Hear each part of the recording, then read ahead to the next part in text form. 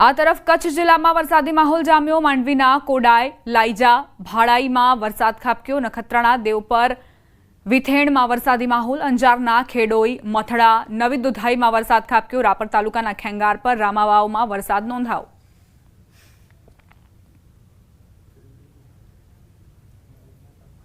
કચ્છના વાગડ વિસ્તારમાં વરસાદ નોંધાયો છે। પૂર્વ કચ્છ રાપર તાલુકાના ગ્રામ્ય વિસ્તારો પ્રભાવિત થયા છે। રાપરના ખેંગાર પર, રામવાવ તેમજ આસપાસના વિસ્તારોમાં વરસાદ ખાબક્યો। વરસાદથી વાગડ વિસ્તારના ખેડૂતોમાં ખુશીની લહેર।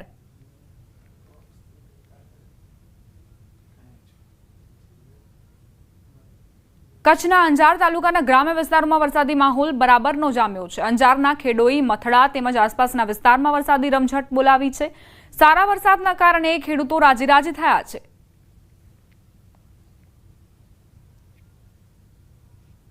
કચ્છના મુન્દ્રામાં વરસાદી માહોલ જામ્યો। વાદળછાયા વાતાવરણ વચ્ચે મુન્દ્રામાં વરસાદ ખાબક્યો। વરસાદથી રસ્તાઓ પર પાણી વહી નીકળ્યા। ગરમી અને ઉકળાટ બાદ વરસાદથી વાતાવરણમાં ઠંડક પ્રસરી।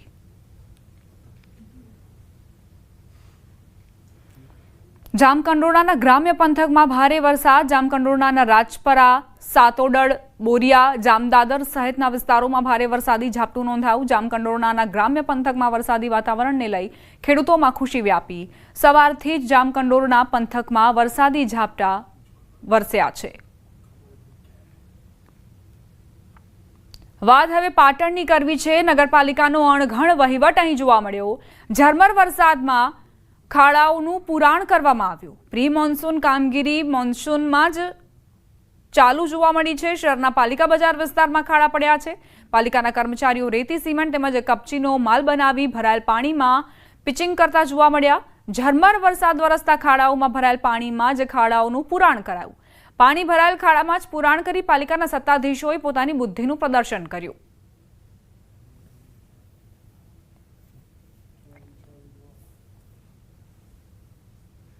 વાત હવે ઉત્તરકાશીની। સતત વરસાદ અને ભૂસ્ખલનથી ઉત્તરાખંડમાં હાહાકાર મચ્યો છે। પર્વતોથી મેદાનો સુધી પૂર અને વિનાશ જ નજરે પડી રહ્યું છે।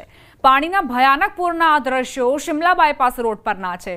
સતત ભારે વરસાદ બાદ જંગલમાંથી આવતા પાણીના પૂરથી વાહન વ્યવહાર ખોરવાયો।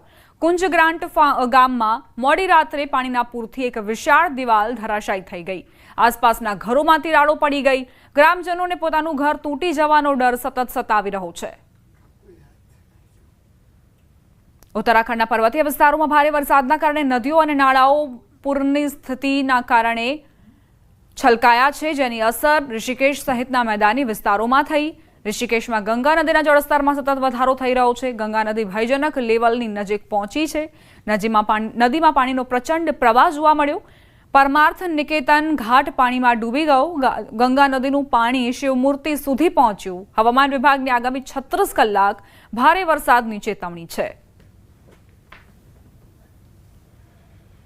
ઉત્તરાખંડમાં આવેલ પવિત્ર ધારી દેવી મંદિર નજીકથી વહેતી અલકનંદા નદીનું પાણીનું સ્તર સતત વધી રહ્યું છે। આસપાસના વિસ્તારોમાં અલકનંદા નદીનું પાણી ફરી વળે તેવી ભીતિ સેવવામાં આવી રહી છે। જો આમને આમ વરસાદ વરસતો રહેશે તો અલકનંદા નદીનું જે પાણી છે તે આસપાસના વિસ્તારોમાં ફરી વળે તેવી દહેશત।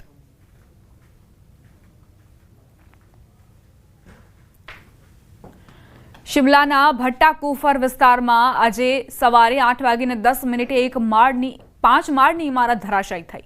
ઇમારતમાં રહેતો પરિવાર એક દિવસ અગાઉ સલામત રીતે બહાર કાઢવામાં આવ્યો હતો। સ્થાનિક પંચાયત વડાએ રોડ નિર્માણ કરતી કંપનીને દોષી ઠેરવી છે। વહીવટીતંત્રએ નજીકની 2 વધુ જોખમી ભરી ઇમારતો ખાલી કરાવી છે। बिल्डिंग तो रात को ही खाली की हमने। रात को निकल गए थे बाहर सब अपनी जान बचा के, क्योंकि लैंडस्लाइड हो रहा था। ये तो काफ़ी पहले से हो रहा है, पर आज तो कल से बहुत ज़्यादा हो रहा था। जो परसों बारिश हुई उसकी वजह से ज़्यादा हो रहा था, तो हमने खाली कर दी थी रात को बिल्डिंग। રાજસ્થાનના ચૂરુમાં ભારે વરસાદથી શહેરમાં પાણી ભરાઈ ગયા। ઘર અને દુકાનોમાં વરસાદી પાણી ઘૂસી ગયા। શહેરમાં 3 ફૂટથી વધુ પાણી ભરાઈ ગયા। લોકો પોતાના ઘરમાંથી પાણી કાઢવા માટે સંઘર્ષ કરતા નજરે પડ્યા છે। ભારે વરસાદના કારણે જનજીવન પર અસર પહોંચી।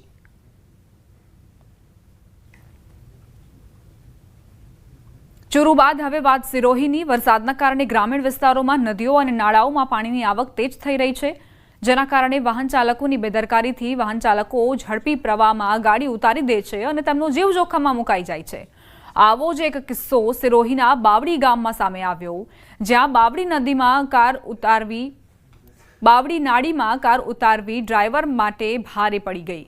નદીના પાણીના પ્રવાહમાં કાર વહી ગઈ, જેના કારણે ત્યાં હાજર લોકોએ ભારે મહેનત બાદ દોરડાની મદદથી નદીમાં ઉતરીને ડ્રાઈવરને બચાવ્યો। આ ભયાનક ઘટનાને ત્યાં ઉભેલા લોકોએ પોતાના કેમેરામાં કેદ કરી।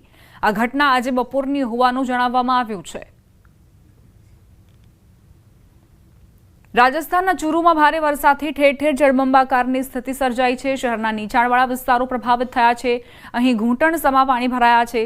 લોકોના ઘરોમાં વરસાદી પાણી ઘૂસી ગયા છે। પરિસ્થિતિ એવી છે કે વરસાદના પાણીના કારણે ઘણા વિસ્તારોમાં કર્ફ્યુ જેવી સ્થિતિ સર્જાઈ। લોકોના ઘરો અને દુકાનો, રસ્તાઓ બેટમાં ફેરવાઈ ગયા। મોટાભાગના વિસ્તારોમાં લગભગ 3 થી 4 ફૂટ સુધી પાણી ભરાઈ ગયા। લોકોને પોતાના ઘરોમાં કેદ રહેવાની ફરજ પડી છે। પાણીના નિકાલના અભાવે ઘણી જગ્યાએ લોકોનો ગુસ્સો પણ જોવા મળ્યો। રાજસ્થાનના સીકરમાં જોરદાર વરસાદ વરસ્યો। ઘણા વિસ્તારો પાણીમાં ગરકાવ થયા। પૂર્ણાગ્રામ જિલ્લાના ફતેપુર, લક્ષ્મણગઢ અને સીકરની આસપાસના વિસ્તારોમાં સૌથી વધુ વરસાદ પડ્યો અને ઘણા વિસ્તારોમાં પાણી ભરાઈ ગયા। ફતેપુર શહેરના બસ સ્ટેન્ડ પાસેના પાણીમાં ડૂબી ગયા હતા વાહનો અને આસપાસના વિસ્તારોમાં પણ 3 થી 4 ફૂટ પાણી ભરાઈ ગયા હતા। વરસાદના કારણે સીકર જિલ્લા મુખ્યાલયમાં ઘણી જગ્યાએ પાણી ભરાઈ ગયા હતા।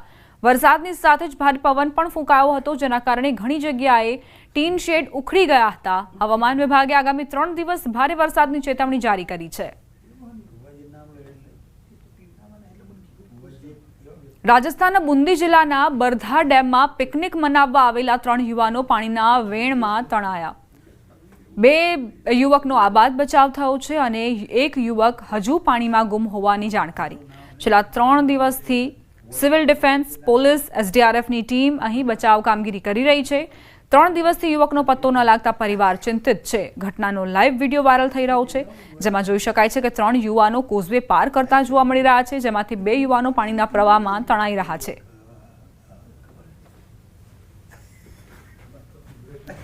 હવે વાત ચંદીગઢની। સેક્ટર 47-48 ટી પોઈન્ટ પર રસ્તા પર મોટો ભૂવો પડી ગયો। અચાનક પડેલા ભૂવાના કારણે બાઇક સવાર બાઇક સાથે ખાડામાં પડી ગયો। લોકોએ ફાયર વિભાગને જાણ કરતા સમગ્ર ટીમ આવી પહોંચી યુવકને બહાર કાઢવામાં આવ્યો। ફાયર વિભાગની મદદથી બાઇકને બહાર કાઢવામાં આવી। યુવકને સામાન્ય ઈજા થઈ હતી।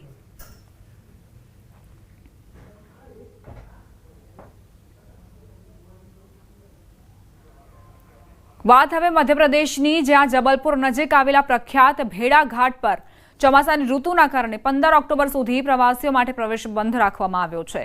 રોપવે, બોટિંગ અને ઘાટ જેવા મુખ્ય આકર્ષણો બંધ છે।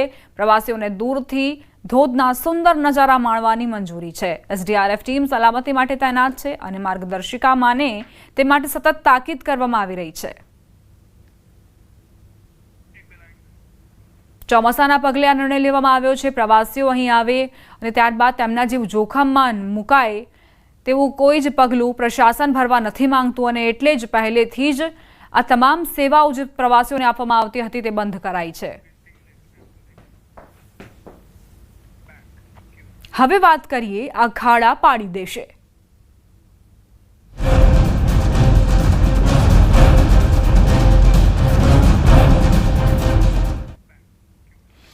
વાત હવે આઝાદીને વર્ષો થઈ ગયા છે, પણ નસવાડીના ખોખર ગામના લોકો આજે પણ રોડ રસ્તા માટે વલખા મારી રહ્યા છે। પહેલા વરસાદમાં કોતરપર ગ્રામ પંચાયત દ્વારા બનાવેલ નાળું ધોવાઈ જતા ગામમાં જવાનો રસ્તો બંધ થતા ગ્રામજનો સંપર્ક વિહોણા બન્યા છે। ગામમાં 600 લોકોની વસ્તી છે। સામે કાંઠે શાળા આવેલી છે, તેથી બાળકો શાળાએ પણ જઈ શકતા નથી। તંત્રને રજૂઆત કરીને થાકી જતા ગ્રામજનોએ કોતરપર ભેગા થઈને સૂત્રોચ્ચાર કર્યા। રસ્તા અને પુલ બનાવી આપવા માંગ કરવામાં આવી છે।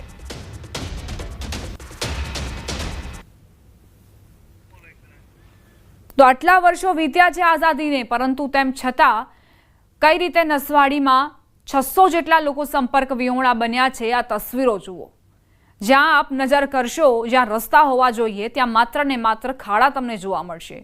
આવા રસ્તાઓ પરથી વાહન ચાલકો વાહન કઈ રીતે પસાર કરે?